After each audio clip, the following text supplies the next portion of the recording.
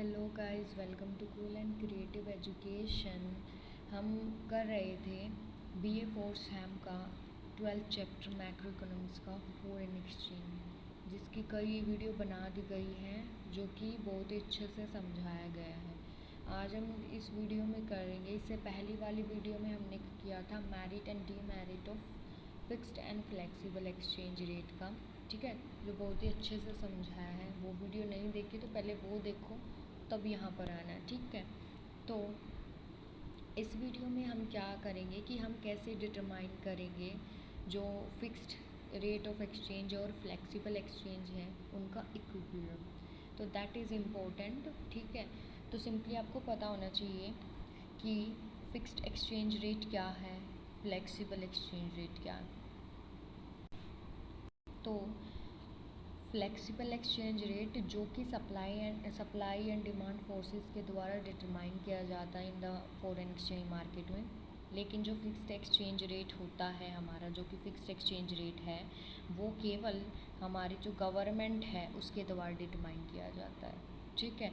तो कैसे डिटरमाइन होगा वो सारी चीज़ें हम यहाँ पढ़ेंगे। फ्लेक्सिबल और फिक्स्ड एक्सचेंज दोनों को डिटर्मिनेशन करेंगे, उनका इक्विलिब्रियम डिटरमाइन करेंगे, ठीक है। तो करते हैं। तो सबसे पहला है determination of fixed exchange rate of exchange. It is determined by government. ये पता है कि गवर्नमेंट के द्वारा डिटरमाइन किया जाता है। और कैसे डिटरमाइन किया जाएगा, अगर सोचो, व्हेन जो एक्सचेंज रेट है is set higher than the equilibrium exchange rate. Equilibrium exchange rate बताया गया है कि इक्विलिब्रियम एक्सचेंज रेट इस पॉइंट पे होता है जहाँ पर सप्लाई और डिमांड एक दूसरे को कट करेंगे। वो पॉइंट जो होता है हमारा इक्विलिब्रियम एक्सचेंज रेट होता है।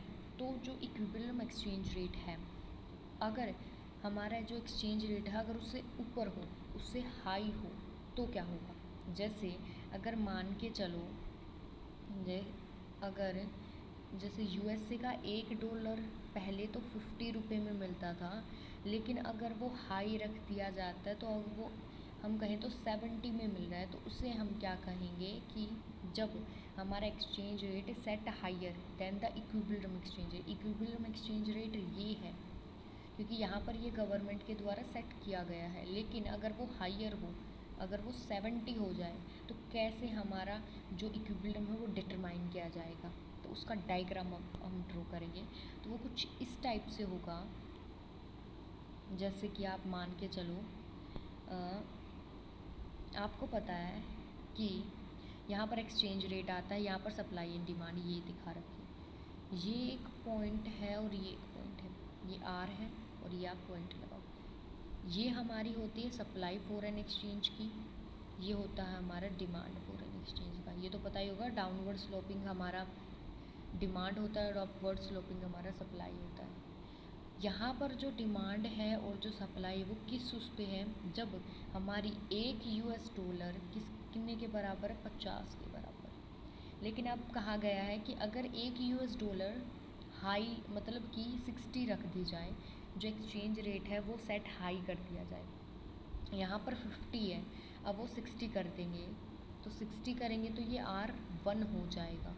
R1 होगा तो ये जो पॉइंट है यहाँ जाएगा, है ना, जाएगा। और ये तो डिमांड का पॉइंट हो गया और इसी पॉइंट को आगे करेंगे तो ये सप्लाई का पॉइंट हो जाएगा।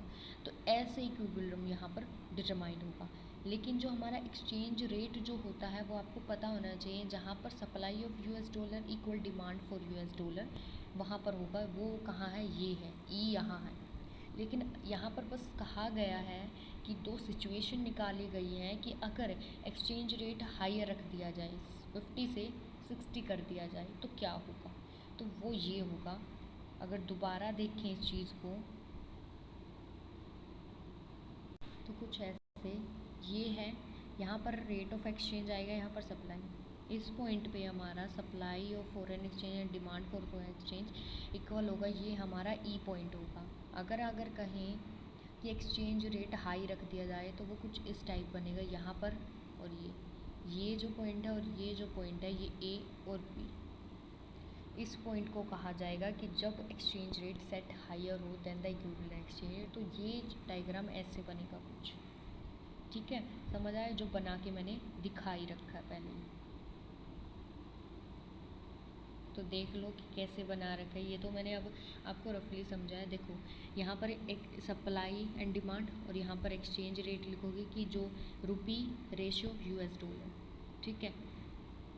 तो अब इसमें क्या दे रखा है कि एक रेट दे रखा है कि जो एक यूएस डॉलर वो 50 के बराबर है।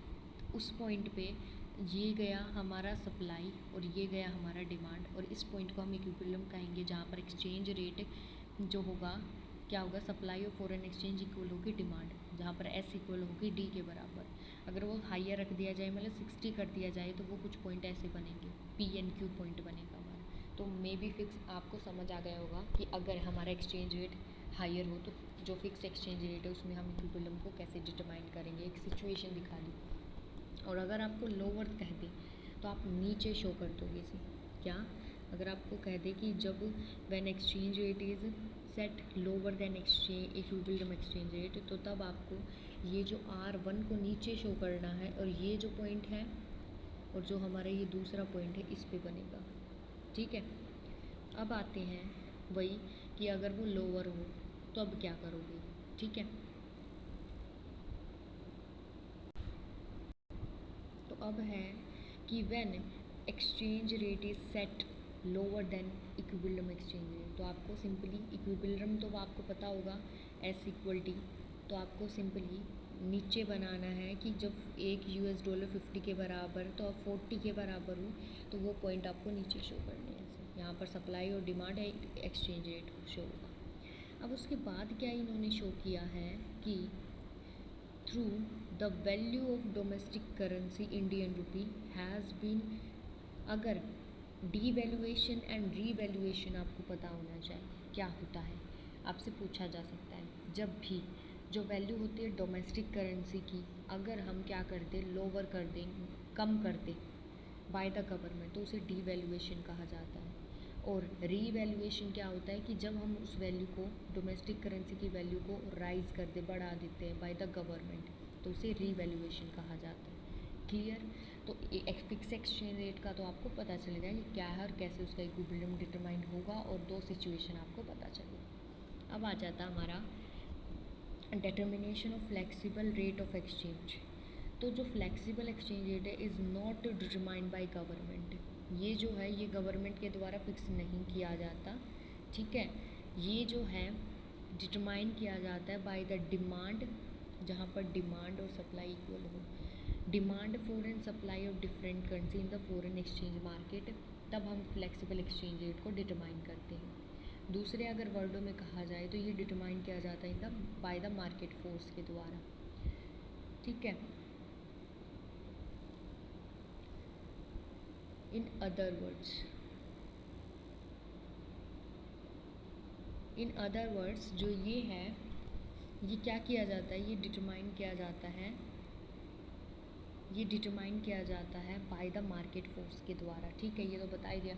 मार्केट में क्या होता है, वेयर जो फॉरेन करेंसी है are demanded and supply is called foreign exchange market, जहाँ पर जो हमारी डिमांड की जाती है फॉरेन करेंसीज की, सप्लाई की जाती है, तो वो होती है हमारा foreign exchange market. Demand for and supply foreign exchange are the two basic determinant हैं फ्लेक्सिबल एक्सचेंज रेट की। इन्हीं के बेसिस पे ही हम फ्लेक्सिबल एक्सचेंज रेट को डिटरमाइन कर सकते हैं। तो इनको अलग अलग हम पढ़ेंगे। डिमांड फॉर फॉरेन एक्सचेंज क्या है, सप्लाई ऑफ फॉरेन एक्सचेंज क्या है। तो सबसे पहले डिमांड फॉर फॉरेन एक्सचेंज क्या है। हम जो फॉरेन एक्सचेंज जो है उसकी डिमांड कई पर्पस के लिए कर सकते हैं, जैसे कि अगर हमें इन्वेस्टमेंट करनी हो अब्रॉड, लोन पे करना हो, इनकम पेमेंट करनी हो, इंपोर्ट करने हो गुड्स, सिंपली इंपोर्ट करनी है दूसरी कंट्री, तो फॉरेन एक्सचेंज की नीड होगी, ठीक है। और इन्वेस्टमेंट करनी है अब्रॉड में तब भी, लोन पे करना हो फॉरेन में तब भी, पेमेंट करनी हो इनकम की तब भी, ठीक है। तो हम कह सकें कि यहाँ पर क्या है, there is an inverse relationship, मतलब नेगेटिव रिलेशन। मतलब नेगेटिव रिलेशन मतलब होता है कि अगर कोई चीज़ इंक्रीज़ हो रही है, दो चीज़ों के बीच में दिखाया जाता है, अगर एक बढ़ रही है तो दूसरी कम होगी, और अगर एक कम हो रही है तो दूसरी बढ़ेगी, ये होता है नेगेटिव या इनवर्स। डायरेक्ट वो होता है, डायरेक्ट रिलेशन वो होता है जब एक चीज़ बढ़ रही है तो दूसरी भी बढ़ेगी, और एक चीज़ कम हो रही है तो दूसरी भी कम होगी। उसे हम डायरेक्ट या पॉजिटिव रिलेशन कहते हैं। तो क्लियर हो गया होगा। तो अब है हमारा जो कि डिमांड है। डिमांड कई तरीक़ों से हो सकती है, उसके पर्पज़ मैंने आपको बता दिए कि क्या क्या पर्पज़ हो सकते हैं। जैसे पेमेंट ऑफ लोन हो सकता है, इंपोर्ट हम कहें तो वो हो सकता है, विड्रॉवल ऑफ एनआरई डिपॉजिट वो हो सकता है, इन्वेस्टमेंट अब्रोड वो हो सकता है। तो ये ऐसे मैंने बहुत सारे पर्पज़ आपको करवा दिए, ठीक है, जिससे आपको अच्छे से समझ आया है कि किन किन पर्पज़ों के लिए हम जो डिमांड फॉर फॉरेन एक्सचेंज करते हैं, ठीक है। उसके बाद मैंने आपको बताया कि इसमें इन्वर्स रिलेशनशिप है, किसमें नेगेटिव रिलेशनशिप है, demand for foreign exchange and demand for foreign exchange and rate of exchange के बीच में। मतलब जो हम डिमांड करते हैं फॉरेन एक्सचेंज की और जो रेट ऑफ एक्सचेंज है उसमें इन्वर्स रिलेशनशिप है। अगर डिमांड बढ़ेगी तो रेट ऑफ एक्सचेंज जो है कम हो जाएगा। इस तरह से आप समझो। देखो, if the exchange rate is lower, कि जो एक्सचेंज रेट है अगर वो कम हो जाए, अगर एक्सचेंज रेट क्या है कम हो जाए, तो जो डिमांड होगी फॉरेन करेंसी की विल बी हाई, ठीक है, तो वो क्या हो जाएगी, हाई हो जाएगी। अगर एक्सचेंज रेट कम हो जाए तो मान के चलो तो अगर वो कम हो जाता है कि जो एक्सचेंज रेट है वो लो है, तो हम ज़्यादा से ज़्यादा डिमांड करेंगे फॉरेन करेंसीज़ की, तो उससे क्या होगा, ठीक है। तो अगर if the exchange rate is high, तो जो डिमांड होगी फॉरेन करेंसी की विल बी लो, कि जिस रेट पे जो हम एक करेंसी को दूसरी में बदलेंगे वो अगर लो होगा तो फॉरेन करेंसी हाई होगी उसकी डिमांड। लेकिन अगर एक्सचेंज रेट इज़ हाई होगा तो जो डिमांड होगी फॉरेन करेंसी की वो क्या हो जाएगी, लो हो जाएगी। क्या हो जाएगी, लो हो जाएगी। तो ये सारी चीज़ें आपको पता होनी चाहिए कि वो लो हो जाएगी। अब कुछ है, देखो, when rate of exchange is high, समझ के चलो, अगर जो हमारा रेट ऑफ एक्सचेंज है वो हाई है, less demand, less goods and service, short form है, विल बी इम्पोर्टेड। मतलब अगर रेट ऑफ एक्सचेंज जिस रेट पे हम एक्सचेंज करेंगे तो हम जो गुड्स एंड सर्विसेज हैं फॉरेन करेंसीज में कम इंपोर्ट करेंगे, क्योंकि रेट ज़्यादा लगा है उन पे, रेट ऑफ एक्सचेंज ज़्यादा है। दूसरी बात, अगर हमारे क्या होंगे, लेस जो है इंपोर्ट्स होंगे, क्या होंगे, अगर कम इंपोर्ट करेंगे, क्यों करेंगे, क्योंकि rate of exchange, rate of जो एक्सचेंज है वो हाई है, हमारा जो रेट है वो हाई है, इसीलिए जो हम इंपोर्ट कर रहे हैं वो कम कर रहे हैं। अगर हम इंपोर्ट कम करेंगे तो जो डिमांड होगी फॉरेन एक्सचेंज की वो क्या हो जाएगी, कम हो जाएगा। अगर इंपोर्ट ही नहीं करेंगे तो जो उनकी डिमांड हो जाएगी फॉरेन एक्सचेंज की वो क्या हो जाएगी, कम हो जाएगी। अगर सेम अगर फॉलो करें कि अगर रेट ऑफ इंटरेस्ट कम है तो हम जो इंपोर्ट करेंगे वो क्या करेंगे, ज़्यादा करेंगे। तो इससे क्या होगा, जो डिमांड है फॉरेन करेंसी की, ठीक है, मोर इंपोर्ट होंगी, तो उससे क्या होगा, डिमांड ज़्यादा होगी फॉरेन एक्सचेंज की। इंपोर्ट अगर दूसरी कंट्री में ज़्यादा भेजे जाते हैं तो ज़्यादा फॉरेन एक्सचेंज होगी, जिससे हम और क्या कर पाएंगे, और डिमांड कर पाएंगे फॉरेन एक्सचेंज की, और उसे और इंपोर्ट हम दूसरी कंट्री में भेज पाएंगे। तो इससे hence demand curve of foreign exchange is downward sloping. Simply demand curve हमेशा डाउनवर्ड स्लोपिंग होता है और नेगेटिव कर्व होता है, इनवर्स रिलेशनशिप होता है, जो सिग्निफाई कर रहा है कि अगर हाई रेट ऑफ एक्सचेंज होगा तो लो डिमांड होगी, और लो रेट ऑफ एक्सचेंज होगा तो हाई डिमांड होगी। मतलब जिस रेट पे एक्सचेंज किया जाता है अगर वो हाई होगा तो कौन भाई फॉरेन एक्सचेंज की डिमांड करेगा, कोई नहीं करेगा। अगर कम होगा तो ज़्यादा डिमांड की जाएगी। तो ये शो किया गया है। अब क्या है उसका एक डायग्राम, जैसे कि आप मान के चलो, अगर इसमें सिंपली जो आपको समझाया गया है उसी के बेस पे आपको बनाए, जैसे बना के देख लो, आपको पता है कि रेट ऑफ एक्सचेंज है, आपने जैसे इस बेस पे ये रेट है, ठीक है, ये डिमांड है, कोई कुछ भी नाम लिख लो। मान के चलो कि पहले जो US डॉलर की डिमांड थी वो 50 रुपये थी, क्या थी, 50 रुपये थी। अब डिमांड की बात करें तो डिमांड डाउनवर्ड स्लोपिंग होगा, इसमें एस का कोई रोल नहीं होगा, लेकिन वो बाद में बढ़ गई, आर बढ़ा, मतलब वो 70 हो गई उसकी डिमांड। तो आपने कुछ समझा देखो एक सेकेंड, जैसे कि हमारा रेट ऑफ इंटरेस्ट कम था तो डिमांड जो थी, डिमांड थी वो ज़्यादा थी, और रेट ऑफ इंटरेस्ट बढ़ा तो डिमांड क्या हो गई, कम हो गई। ठीक है, तो ये शो और ऐसे डाउनवर्ड स्लोपिंग हमारा बनेगा। तो आपको अच्छे से बनाना है ये, जैसे मैंने इसमें बना रखा है यहाँ डायग्राम में। ठीक है, तो ये ऐसे शो होगा। आपको अच्छे से X axis Y axis show करना है, तभी आपको अच्छे नंबर मिलेंगे। Rate of foreign exchange Indian rupee ratio $1, यहाँ पर डिमांड फॉर फॉरेन एक्सचेंज लिखोगे यहाँ पे। ठीक है, उसके बाद आप क्या करोगे, आर शो करोगे, फिर R1 शो करोगे। आर जो है, अगर R50 है तो डिमांड जो है फॉरेन एक्सचेंज 200, और अगर डिमांड 70 हो जाता है तो जो मतलब अगर रेट ऑफ एक्सचेंज जो है 70 हो जाता है तो डिमांड जो है वो कम हो जाती है, क्योंकि रेट ऑफ इंटरेस्ट क्या है, बढ़ गया है। जो मैंने बताया कि अगर रेट ऑफ इंटरेस्ट बढ़ेगा तो जो डिमांड होगी वो कम होगी, और रेट ऑफ इंटरेस्ट कम होगा तो डिमांड क्या होगी, बढ़ेगी। वही बताया गया है इसमें। ठीक है, तो ऐसे डाउनवर्ड स्लोपिंग है। अब हम पढ़ते हैं सप्लाई। अब सप्लाई में क्या दिखाया गया है, जो सप्लाई है फॉरेन एक्सचेंज की is related to following points. अब वो रिलेट करती है कुछ पॉइंट से, जैसे कि अब हम कहें हमें एक्सपोर्ट करनी है गुड्स। ठीक है, जैसे हमने डिमांड की पढ़ी थी, डिमांड में क्या था, पर्पस क्या थे, जैसे कि हमने इन्वेस्टमेंट अब्रोड करनी है, इंपोर्ट करनी है गुड्स। ठीक है, तो ये कुछ थे। दूसरा पेमेंट करनी है इनकम की।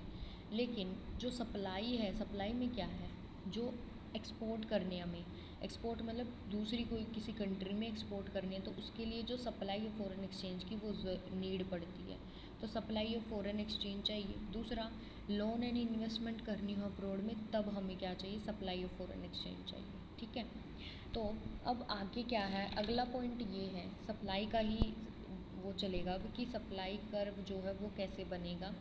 जब डिमांड इतनी सप्लाई इतनी होगी तो जो रेट ऑफ एक्सचेंज कितना होगा।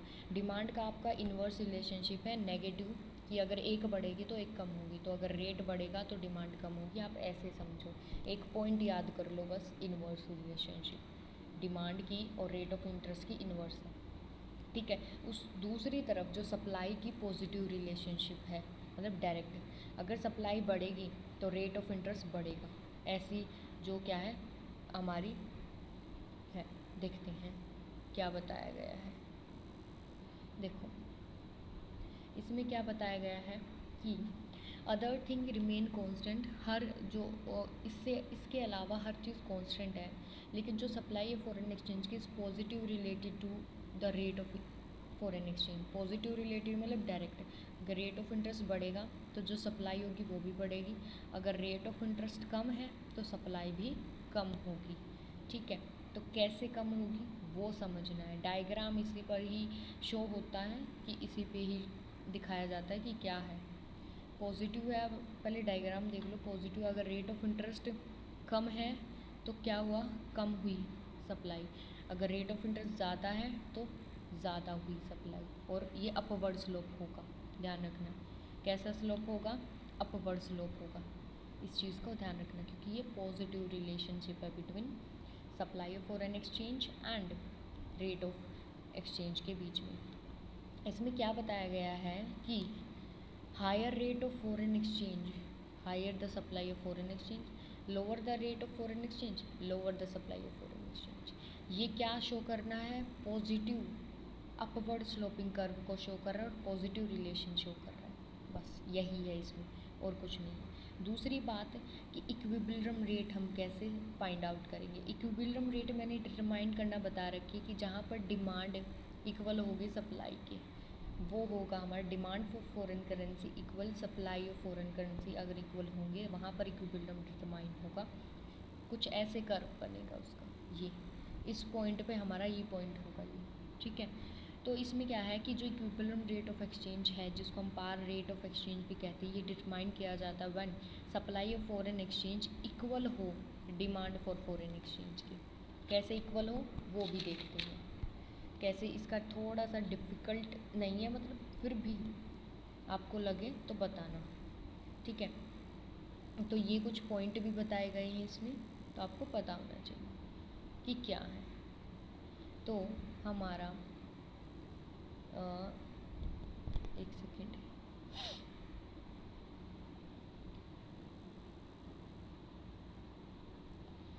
तो जो हमारा जो इक्विलिब्रियम रेट हम फाइंड आउट करेंगे, इक्विलिब्रियम एक्सचेंज रेट, वो तब फाइंड आउट होगा जहाँ पर डिमांड इक्वल सप्लाई की होंगी। जैसे कि ऐसे कुछ कर्व बना होगा, वहाँ पर हम इक्विलिब्रियम रेट एक्सचेंज कर फाइंड आउट करेंगे, पॉइंट ऑफ इक्विलिब्रियम। देखो, rate of exchange and supply of foreign exchange, ये तो आपको पता ही होना चाहिए। फिर उसके बाद क्या है, आपने ये पॉइंट देखा है जहाँ पर आर और क्यू एक दूसरे को कट कर रहे हो और एस और डी का वो बना, वो हमारा पॉइंट ऑफ इक्विलिब्रियम कहलाता है, ई पॉइंट कहलाता है। क्या पॉइंट कहलाता है? ई पॉइंट कहलाता है।